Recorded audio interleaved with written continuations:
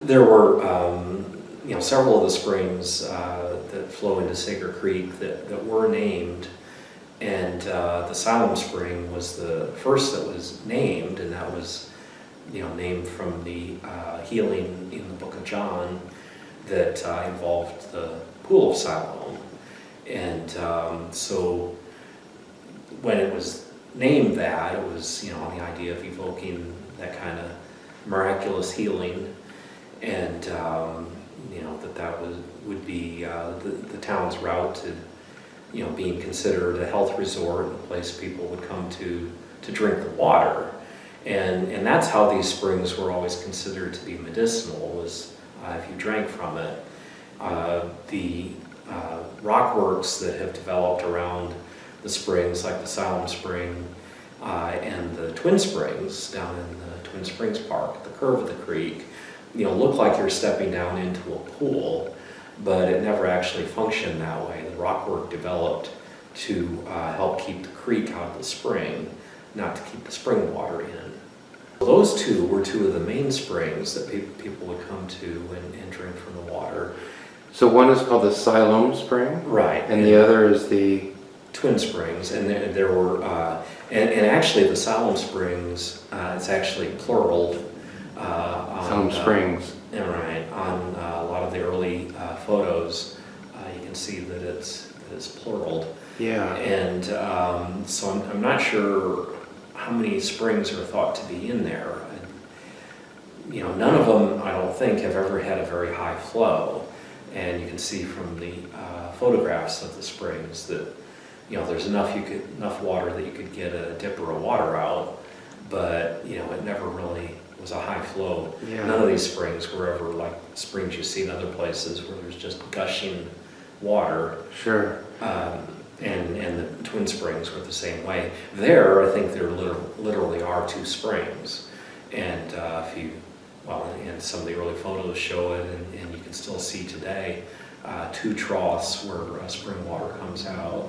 So then when you're in downtown Siloam Springs, heading toward John Brown University on University Street, you go across the bridge there, just coming out of downtown, and you've got those steps on the left. That's the Siloam Spring? Right. Oh, okay. And there's rock work there, and right. That rock work actually dates from 1897. We have photos that show the plaque on that wall that before it was so badly eroded. Is this a way of boosting the town, or was there a genuine belief that this water actually did have healing properties? Probably both. It definitely, as the town was started, the idea was, how do you promote that? And and I think this town got its start about the time that Eureka Springs was also starting to take off. Mm. And those are, both towns that are in similar situations with, bad roads leading to the town, and yet, people were getting to Eureka. And so I think people in, what was to become Siloam Springs looked at that and basically said, we can do that. And Yeah. so one of the ways you promote that is, is with testimonials about healings at your springs. And Eureka did that, and this town followed the same pattern. And of course, there's a lot of advertising today that's still based on testimonials. Sure.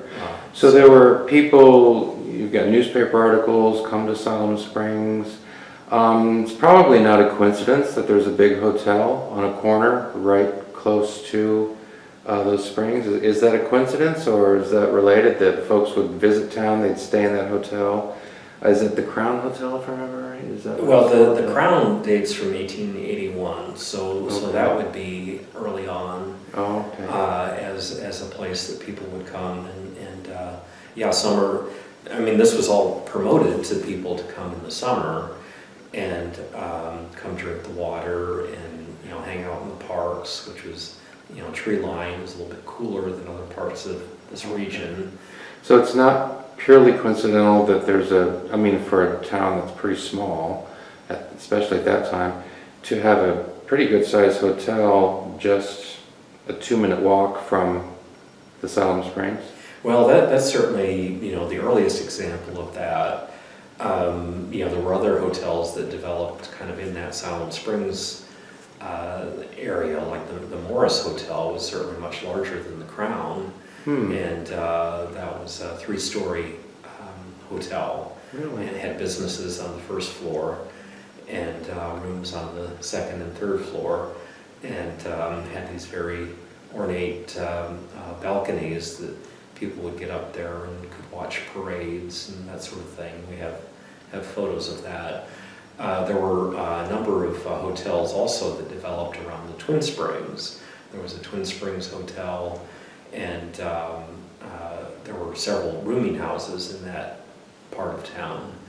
Now, of course, some of those developed after the railroad finally arrived, which is the end of 1893, and then you start getting development of those. And the Twin Springs are where the amphitheater is now, or by where the amphitheater is now, in that park there? Yes. What's interesting in terms of naming is that was actually originally called the Isle of Patmos, which is another biblical name. And that park was originally called the Isle of Patmos. Right. And one of the early descriptions talks about they could picture John sitting next to the springs there in the rockwork, writing the book of Revelation. That sounds a lot like boosterism there, right? Yes. Oh, yes. Yes. That was all part of it. Sure. And yeah. Testimonials. They, people would talk about, I came to this town as a witchy old woman and drank from the springs, and now I'm clambering about the hills with a shotgun in my hands. So even if there was a bit of boosterism from the point of view of city leaders, at least some folks came and drank the water and felt that it made some positive change in their life, and, right. And then told others about it. And that was the way it had to go. What is the heyday of Siloam Springs, the town Siloam Springs, as a health resort? I think the heyday really was from the town's founding in 1880 until the Great Depression. Really? So that's quite a stretch. Yeah. And I mean, that's not to say that it was as big a deal through that whole time. I guess I don't really know that. But I think I have seen newspaper notices, and that must have been in the 20s,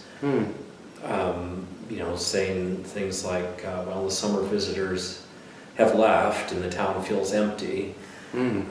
So, it seems like that was a pretty significant thing at that point. Spring water is something that we kind of go back to even now, and probably more a few years ago, I guess, than now exactly, where, people get bottled water like Perrier or, water from springs, artisanal springs high in the Alps or something.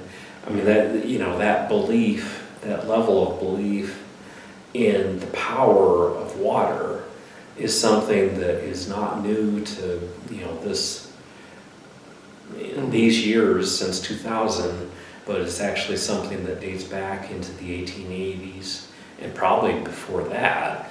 But certainly in the 1880s, there were resorts in the Ozarks of Arkansas and Missouri that emphasized the quality of their water as something that people could benefit from, and so they promoted it in that way. And there were certain ones that people were able to get to, and that became towns, as a result.